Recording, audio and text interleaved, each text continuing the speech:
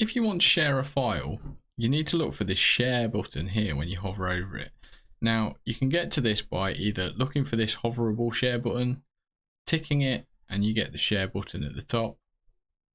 Or if you actually open a file in Word, Excel, etc., PowerPoint, you'll see a share button up here that looks slightly different. But when you press it, the resulting pop-up window is exactly the same, regardless of which format you choose to press it.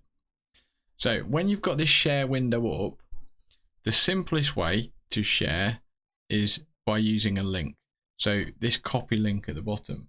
By default, it will just say for anybody in the organization you work for can view. And if I copy that and I send that in, say, an email, that means anybody that clicks on that link can access and view my document.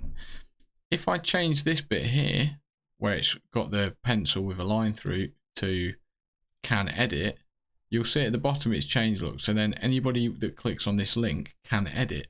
So if I copy that and I pasted that into an email, anybody that followed that can edit that document. Or obviously I've got the view option as well. Now, going forward, that should be the way you share files. You shouldn't ever share files by adding them as an attachment to email, because not only does it fill up people's inboxes, it's a very old way of working, because that file you sent is like a snapshot in time of the file at the point you sent it. If you send a link out, if you add to the file or make it, improve it or change it between the time you've sent the email and when people view it, they will see the most up-to-date version because they've got access to the live file. And that's why this is a better way of sharing files.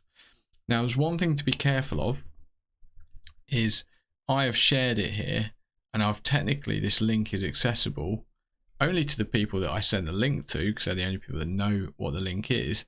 However, if somebody forwarded that on, anybody within the organization could access this document. And obviously, being a teacher in a school, that potentially means students could.